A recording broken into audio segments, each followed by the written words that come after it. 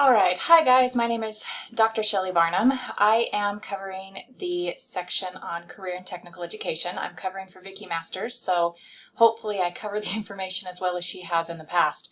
Got the presentation here. This is going to have several segments on it because my Screencast-O-Matic only works for about 15-minute segments. So this is going to be part one.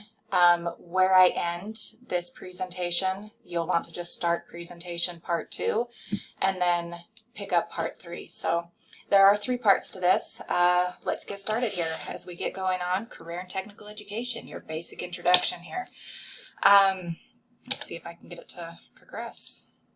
All right. Career and technical education, essentially, you guys know what CTE is. You've just spent a boatload of money preparing to get a degree in career and technical education. Our goal essentially is to provide high quality, rigorous, career-focused programs for our students. There is a lot of information here regarding career and technical education in the sense of career clusters and pathways, and we're going to get to that in just a second because you're going to hear these words a lot. This is kind of getting to be something that Utah is really starting to focus on. So you're going to need to have a background there. Essentially, in Utah, we have over 137,000 students that take a CTE class 9th through their 12th grade years. Family and Consumer Science has historically, for quite a while now, lots and lots of years, has been the biggest CTE content. Yes, you've got your health sciences and your trade and tech and your business, and but FCS really stands out. We teach a lot, especially in that foods curriculum. We get a lot of students that take that foods and nutrition course. So our goal here is just to prepare students for future life. That's really what it's coming down to. When we talk about career clusters and pathways, a lot of times people don't understand the difference or the background here. I do know that in the 8th grade, the facts exploration classes, that is a new performance skill for students to learn about and for teachers to make sure that they're getting this information across to students. I know that in years past, there's been a big disconnect. Students are learning a lot about it in their 6th and 7th grade classes, learning a lot about career clusters and pathways, and then they get to their middle school years and there's kind of a big disconnect. They're not getting the point that the classes they took in the intermediate school then lead them to the middle school, then lead them to the high school. So the goal is to kind of make this a little bit more cohesive so that students are seeing the pathways. They're on a pathway from start to finish. So essentially, there are 13 national career clusters. Family and Consumer Science does not have its own cluster. So that means all of our courses are broken up and divvied into the 13 national career clusters. A pathway, each cluster can have dozens of pathways. There's a place on the State Board of Education website that I will show you that shows the career clusters, and it shows the pathways as well. You can see the pathways listed here in this presentation on this slide that Family and Consumer Science has, and these are divvied up into different career clusters. So the national career clusters, there are 13 of them, and Family and Consumer Science is divvied up into each of those. So if we take a look here, this slide really shows you, okay, here are the 13, these blue links here are the 13 career clusters. Within each of these career clusters, you'll notice there are little subcategories in each one of these. These are some of the career pathways. If you actually open up the agricultural, food, and natural resources career cluster, you'll see a whole list of career pathways there, and course outlines that students can take. Now, the pathways have been outlined by the state. So this is what a pathway is. A pathway is a course essentially it's a guide of classes that students need to take throughout their high school plan to complete a career pathway. So it identifies which courses, foundation courses they need to take, which are usually classes they're going to take first, and then the elective courses that they can pick. This is where you can start getting into a completer, a pathway completer versus a pathway concentrator. A pathway concentrator maybe just takes the foundation classes and maybe like two, I think it's actually two, of the credits. And all of this information is right here on this sheet. And this is just, again, one example. The career clusters, the agricultural, food, and natural resources. So I kind of just circled over on this slide the food science, dietetics, and nutrition pathway. So that's where it says this is the career pathway. These are the foundational courses, the elective courses. If they take all of the courses, so they're getting through all 3 credits, 1 credit here, 2 credits down here, that's when they're a completer. A lot of different schools, and this is something that you would need to find out in the school and the district you're in, give recognition to students at graduation for being a pathway completer. Some departments do recognition for concentrators. It just kind of depends on what's going on at your school. This is something that you want to look at not only on your district level, but on your school level. I know that I'm down in southern Utah, and each of the different cone sites down here, each of the different high schools has a different course offering. So some pathways are available at some schools and some pathways aren't. So it's a good idea to take a look at what your schools offer within your district and to be able to look at what you can offer your students.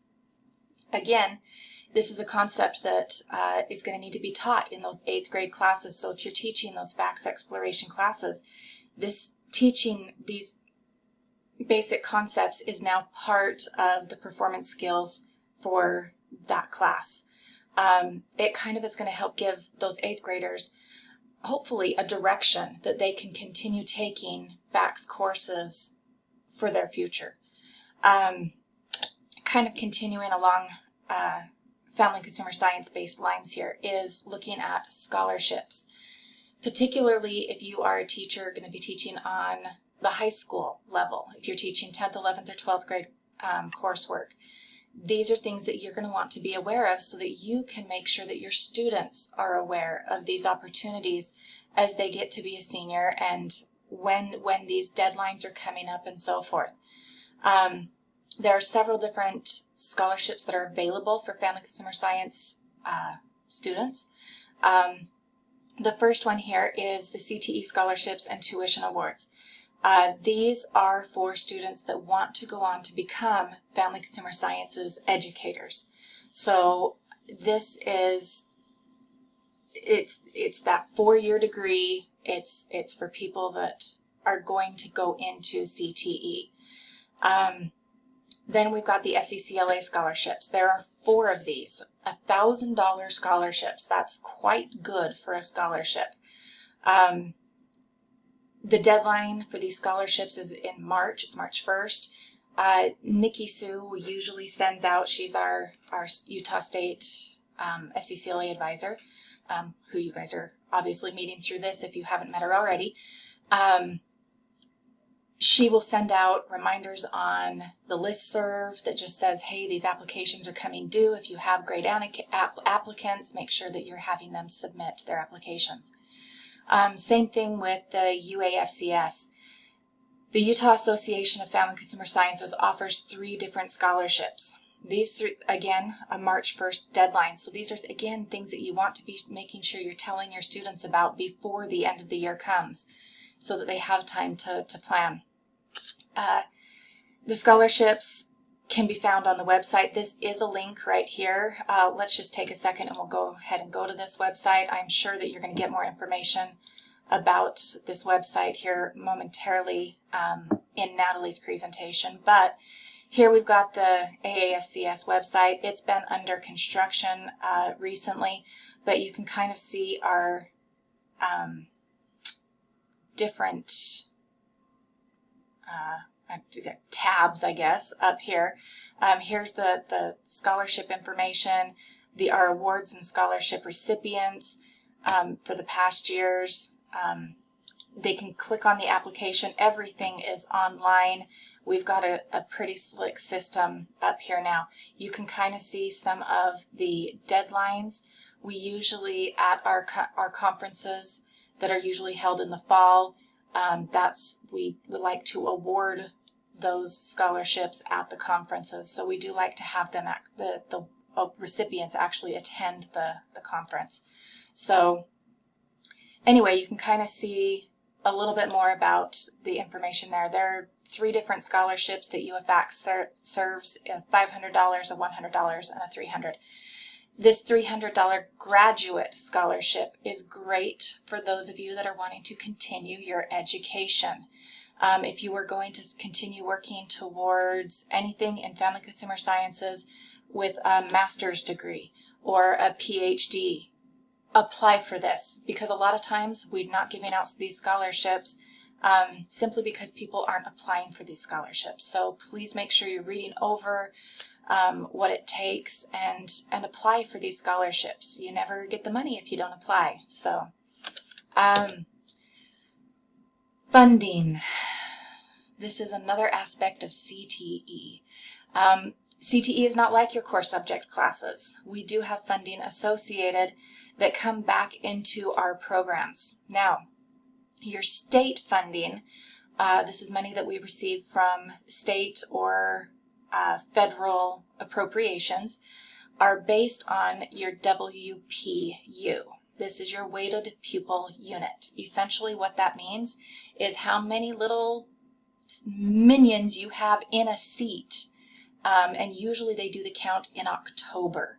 So it's not that first day of class and your class gets bigger and bigger and bigger as the semester goes on. It's usually done in October. They do an audit of how many kids are actually enrolled in your class at that time.